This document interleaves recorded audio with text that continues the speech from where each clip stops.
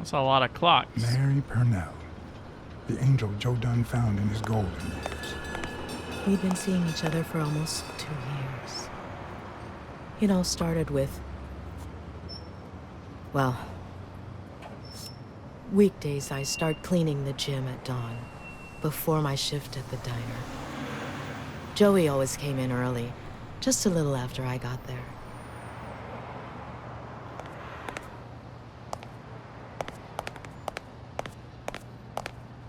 He used to say it was the best time for the worst task of the day.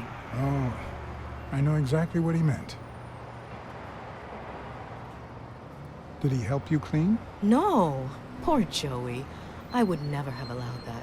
He did more than enough. Would even clean on my days off. Paperwork. He just hated it. But that was just him. Instead of putting off the things he couldn't stand, he did them as soon as possible.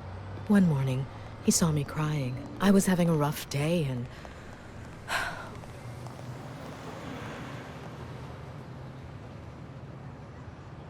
He tried to make you smile. He pointed at the coffee machine. You need a cup of joe and some fresh air. That was the first of many cups on the rooftop.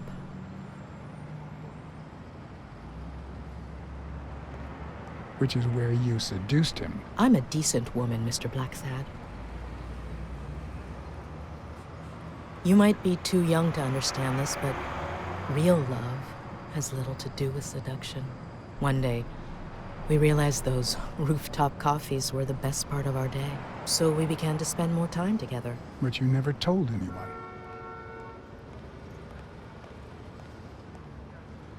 Why did you keep it secret? For Sonia's sake.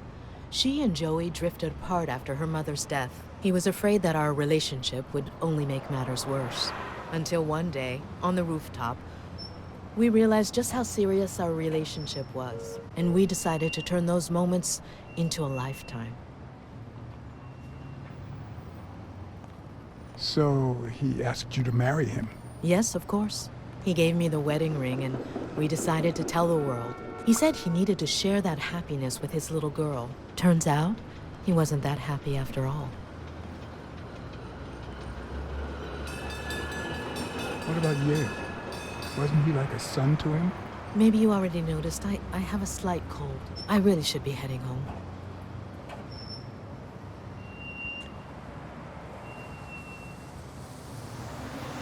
Maybe you should cover your neck. I lost my scarf a while back, not sure where. And now, if you'll excuse me, that's my bus stop. A pleasure to speak with you, Mr. Blacksad. Right.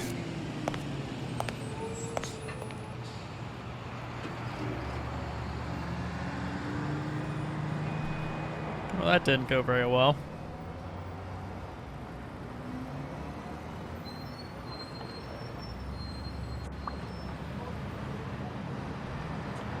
Alright, Mary has a cold. Apparently that is a clue.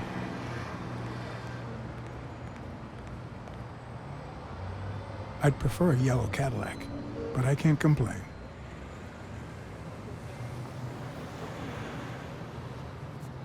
Alright, let's go inside and talk to Sonia and Jake again, I guess.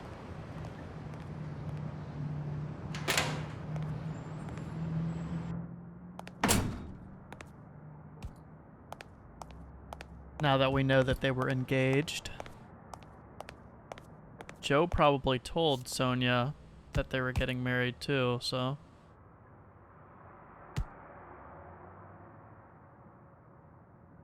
I guess Jake doesn't know anything.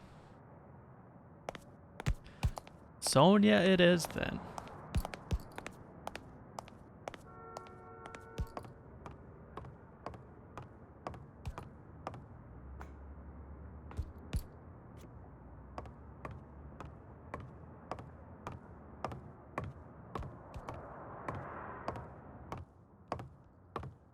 Did you find anything interesting in those papers? No.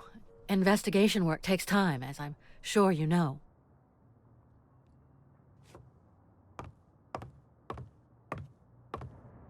Hmm.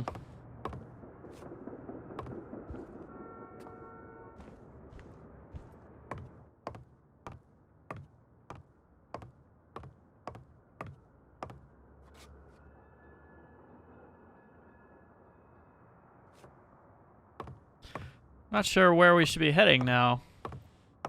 Unless there's a new place for us to go outside.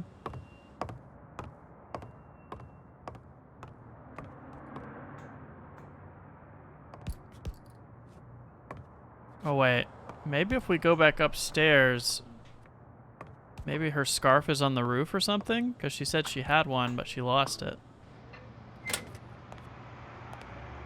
Maybe it's over here by the wine and dine area.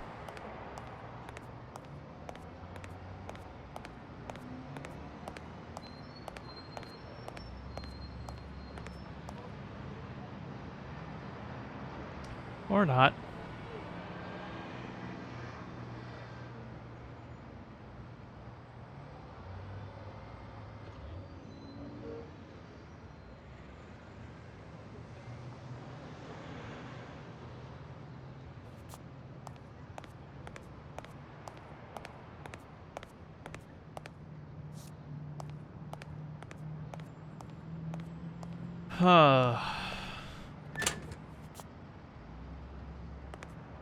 There must be a new place for us to go outside.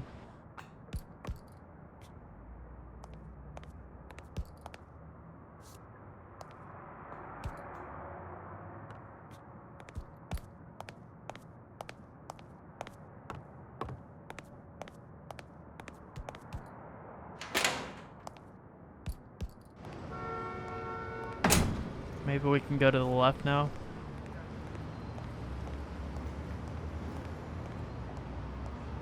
Or not. Let's go see what Goat Boy has to say.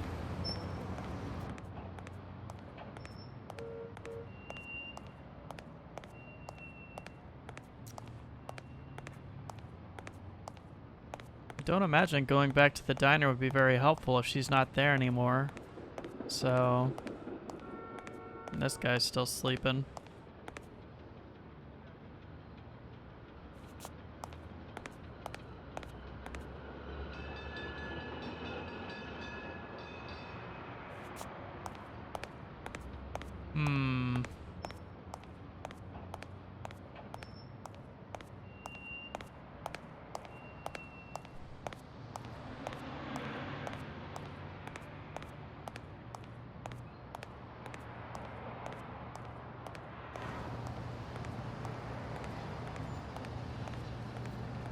Maybe we should call the guy again.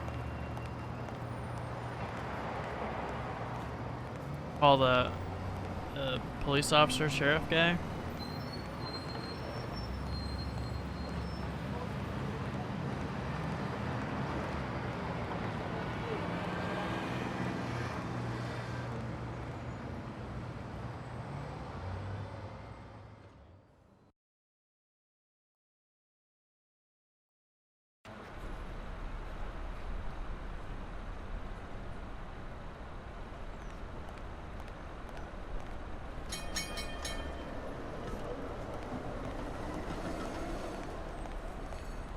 Maybe there's something in one of these shops too. We were kind of like standing in front of them. Guess not though. Yeah, so we can't go in there anymore. Back in 10.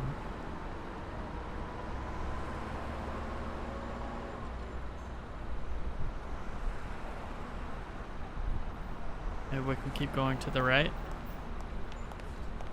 Ah. This bull guy looks like a gangster. I guess there's nothing to do there either.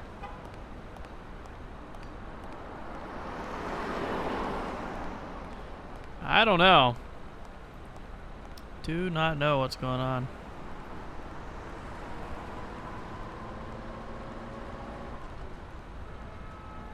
Clearly we're missing something though.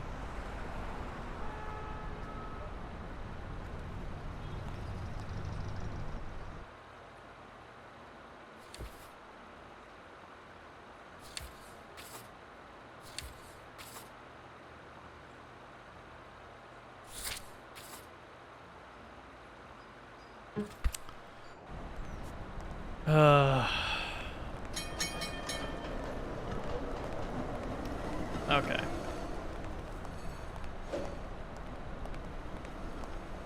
Must be like an object or something that we have to interact with at the gym.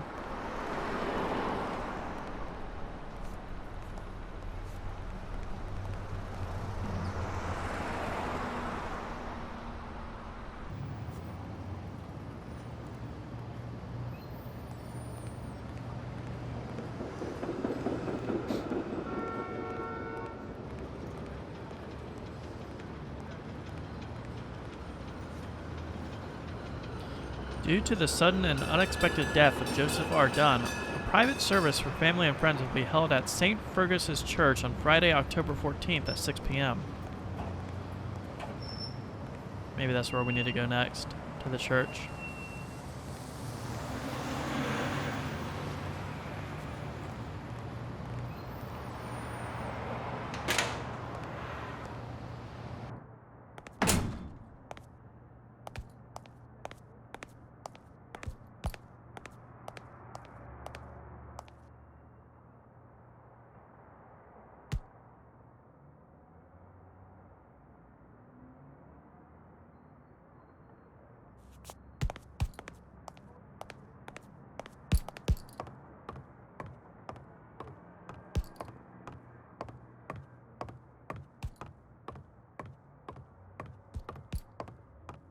Let's try calling the sheriff real fast, or the detective.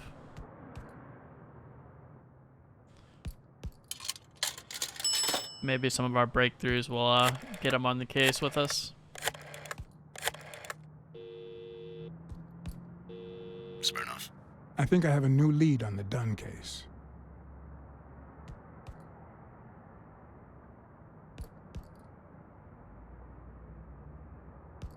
I found racial slurs painted on the lockers at Dunn's gym. He was pretty open-minded about racial issues. Maybe his death had something to do with that. John, half of the crimes in this city have racial ramifications, unless you have solid proof that it wasn't suicide. My hands are tied. You're gonna like what I have to tell you about the Dunn case. Dunn and the gym's cleaning lady were about to get married. Great. Call What's News. They'll know what to do with such an incredibly interesting piece of information. The combination on Dunn's safe was her birthday. He even gave her a ring. You know, your typical suicidal bliss. Okay, I'm still not convinced, but I might have something for you. Nice.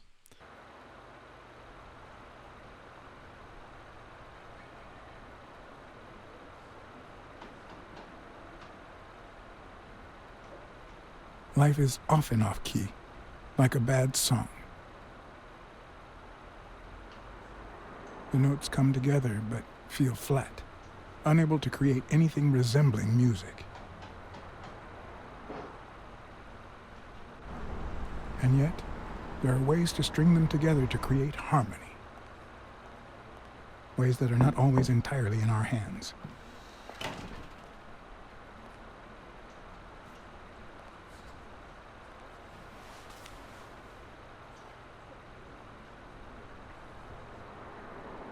You look tired, John.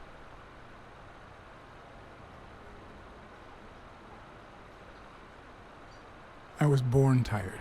I'm used to it. You're not the only one. Yep, I'm beat. I'm starving. Just got back from the annual police medical. Not only did I have to fast, but I also had to chug 2 enormous glasses of water. John, you all right?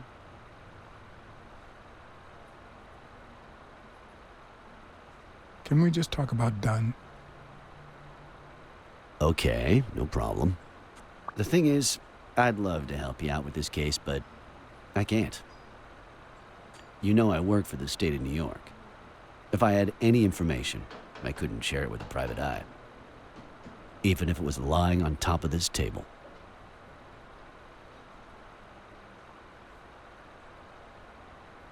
You said you were starving.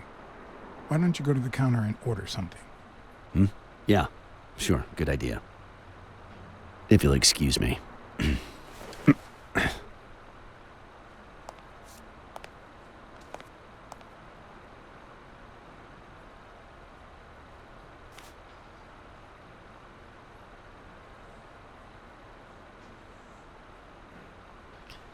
All right, let's see what we got here.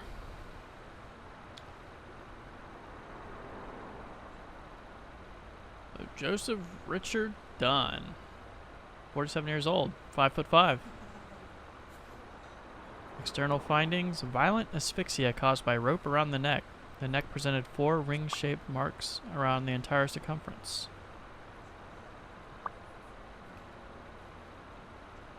So a new clue was his height and weight.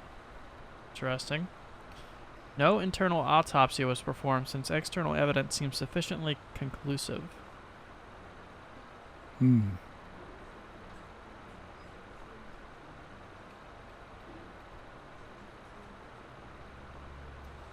7 p.m. on Interesting. October 19th.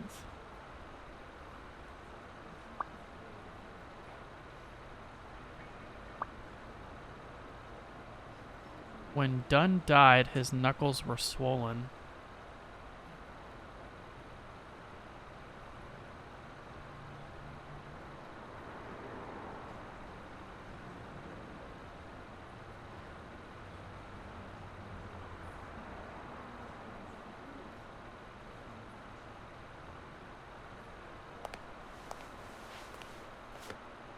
Now that I think of it, I better eat at home.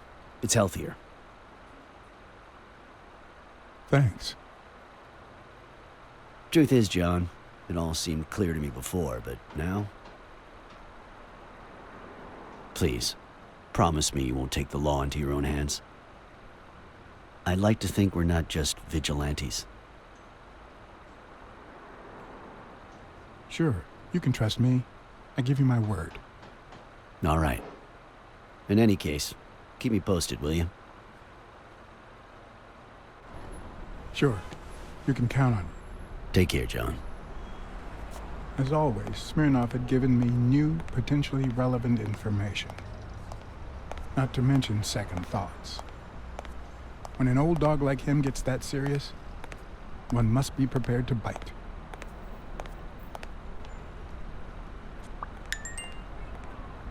All right, so we got some new deductions available. All right. Let's see. What do we have available here?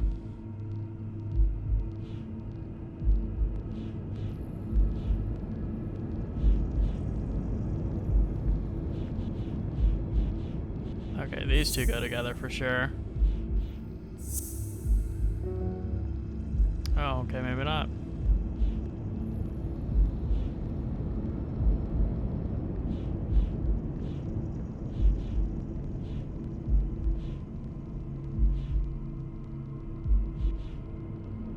Four different neck marks. Okay, I guess that's something that's fishy about Dunn's death. No?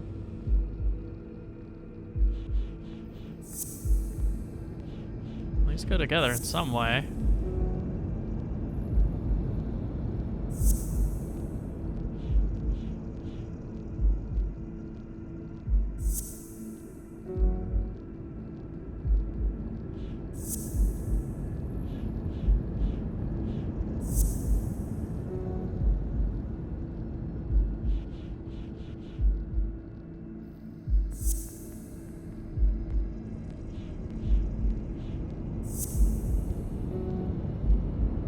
What in the world? Someone threw a paint can in the trash.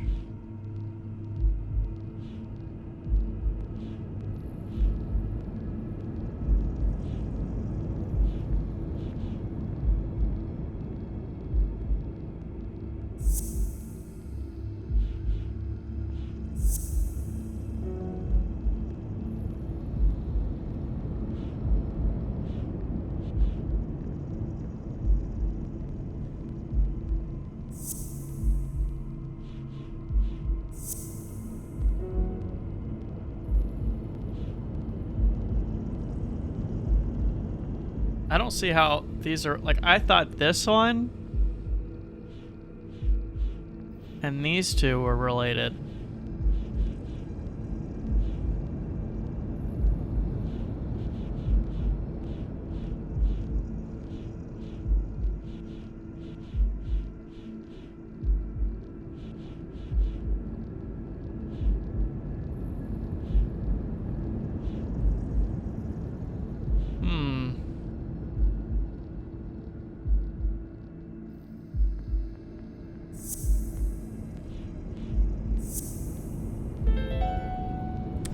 All right. Okay. Dunn punched a paint can. But why? Wasn't he calm and composed?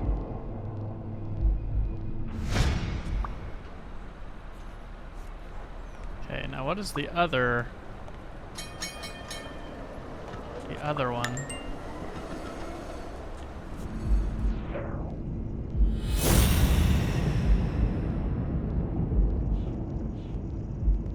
Dunn must have punched the paint can.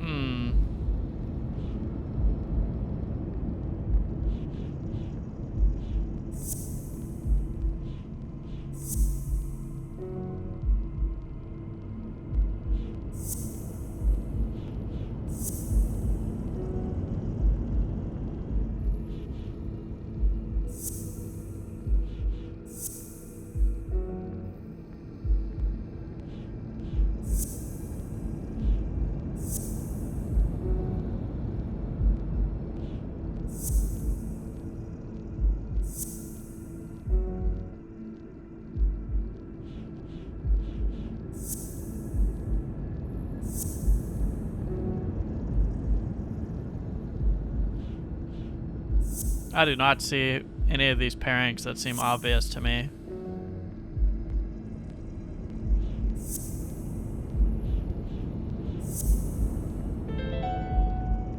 How? How is that fishy? He wasn't tall enough to... That was like one of the very first things I I'm said. much taller than Dunn. And I can barely reach the noose. There's no way Dunn hanged himself.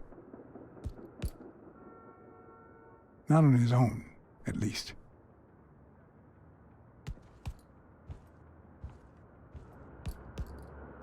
Yeah, that was like one of the very first things I said when our guy was standing by the stool. I was like, there's no way that guy hung himself, but... I don't see how those two things are the things that paired together. So it's... Dunn wasn't tall enough to hang himself, and this. Oh.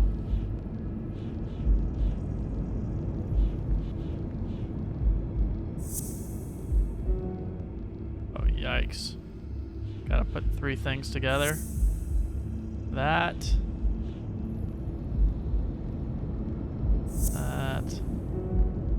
Okay. So that goes to... No. That.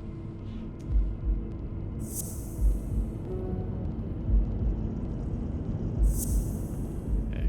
That. That. That. Bobby Yale. Bobby I don't know Yale. if you had a motive to kill Dunn, but you certainly had the murder weapon. Okay, so the murder weapon is sitting out back.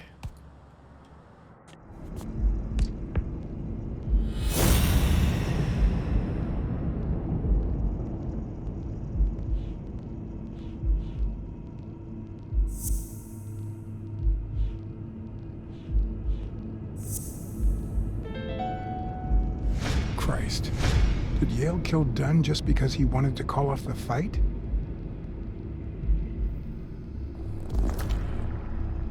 Holy moly. He is a Rottweiler.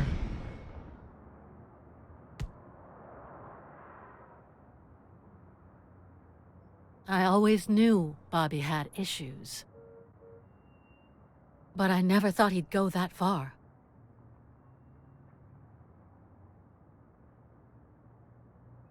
I couldn't say. In my line of work, you really shouldn't jump to conclusions.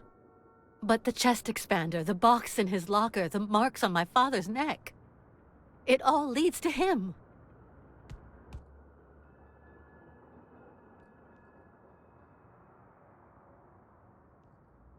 In any case, that doesn't change a thing.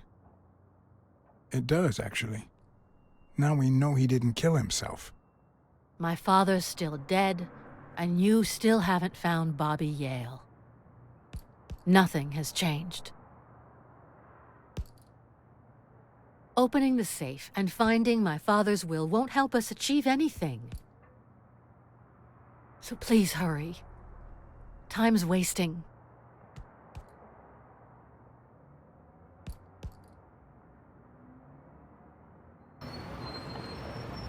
Sonia's indifference never ceased to amaze me. But most importantly, why was she so opposed to Yale?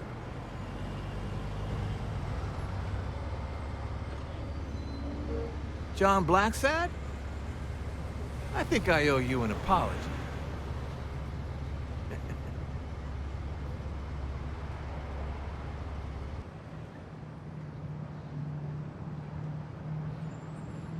Apology accepted. But what exactly are you apologizing for? Listen, I don't think my fellow workers treated you with the respect you deserve.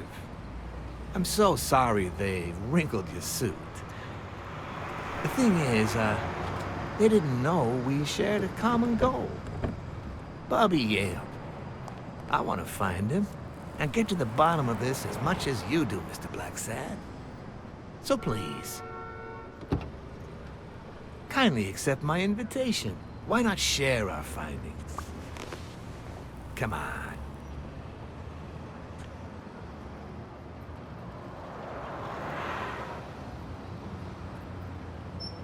I'm afraid I have to say no.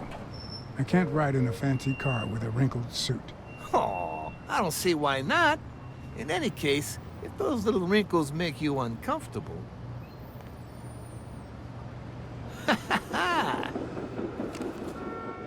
I always play it nice and safe.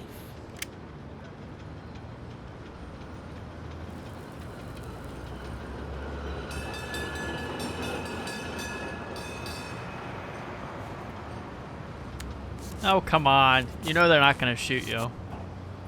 They already had the chance.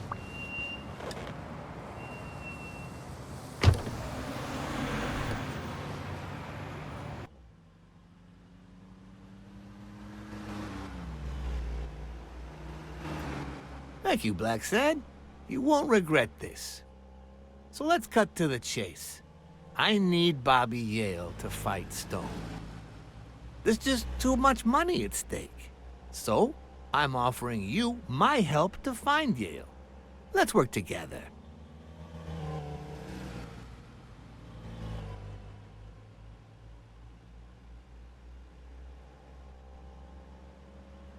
What kind of help do you need? A simple exchange of information. You're a good detective, and well, let's just say I have my own ways of making people talk.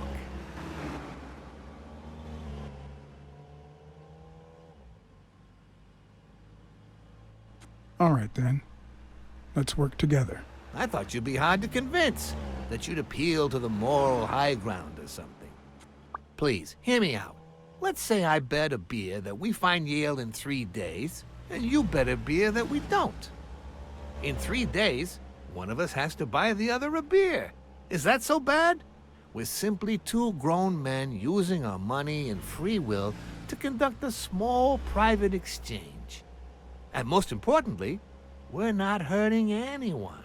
So, yeah, I run a gambling business. What's so bad about that?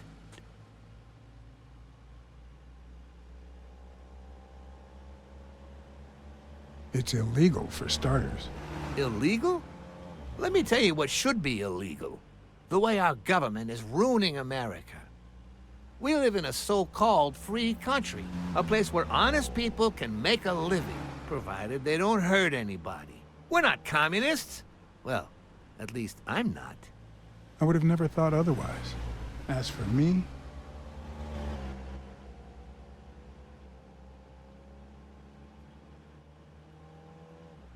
with all due respect, it's none of your business. Ooh, all right. Never mind then. In any case, that's not my point. The government betrays our nation's values by passing communist laws that forbid an honest man like me to make a living without hurting a soul. And that, Mr. Blacksad, is just wrong. I'd even say it's unconstitutional. Do you get my point now?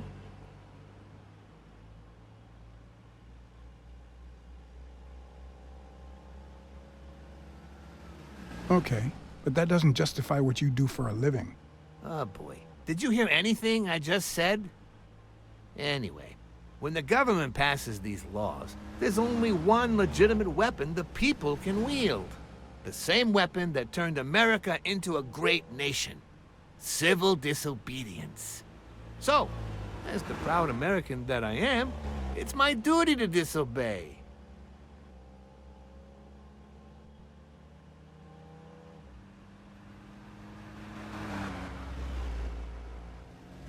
Sure, but there's no room for your ways in civil disobedience. My ways? Oh, I know what you're getting at.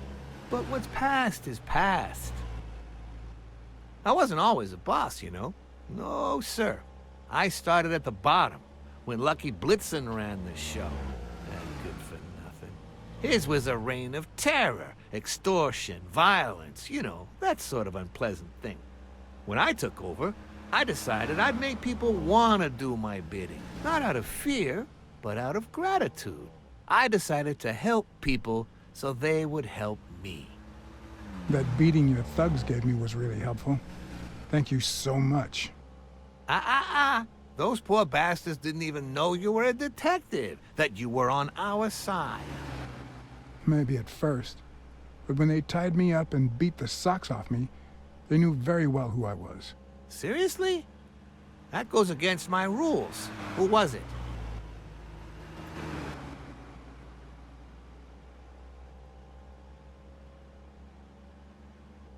Yeah, the two of them. Bastards. But don't you worry. I'll have a talk with those two. I cannot tolerate this behavior. Please accept my apologies, Mr. Blacksad.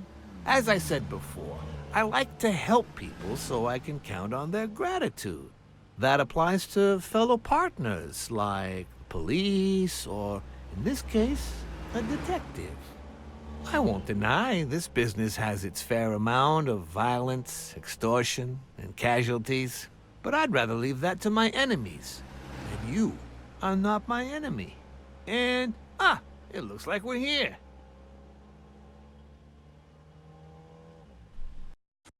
Yale's apartment? I told you I'm on your side. Go ahead, search the place. I'll wait down here.